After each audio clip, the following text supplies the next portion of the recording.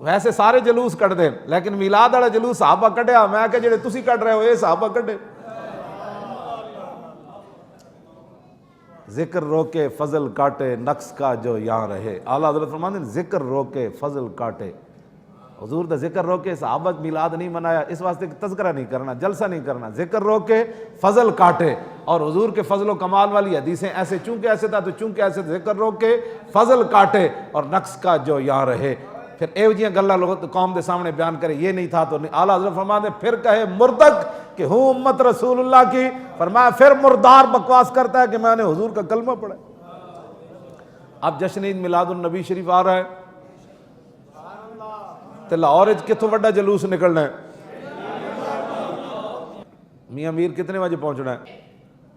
تے پھر وہ اختتام کتنے ہونا ہے؟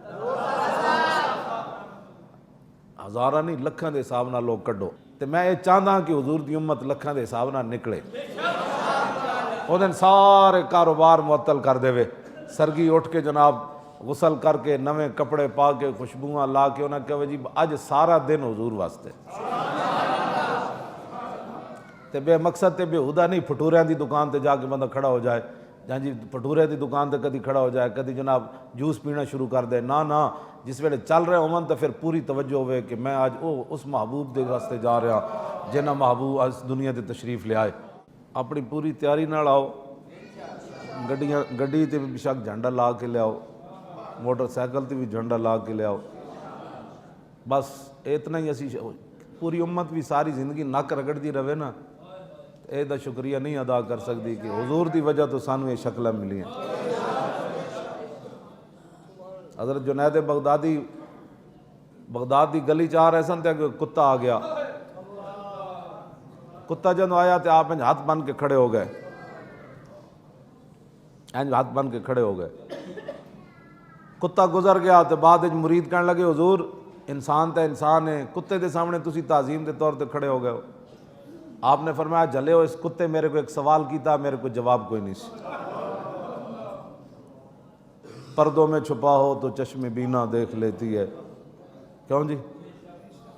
انہاں حضور کیا پوچھا، حضور ایک کتے کی پوچھا، سنو اسی کتنے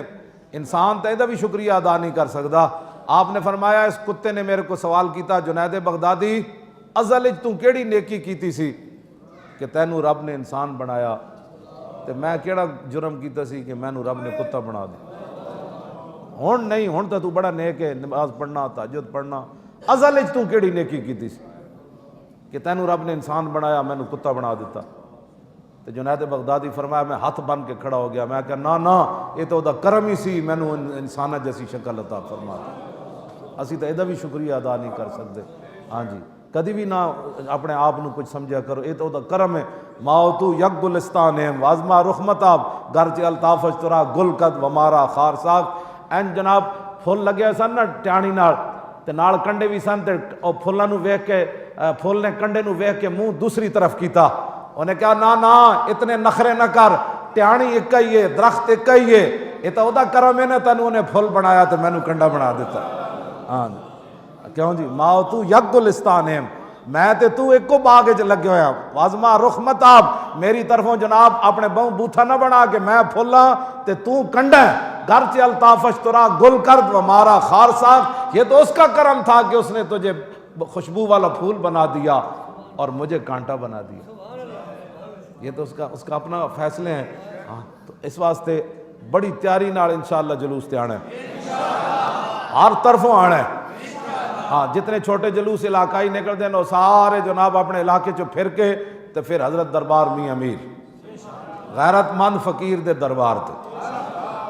ایک فقیر دے دربار تو وہ کیڑا غیرت مند فقیر ہے پتہ ہے؟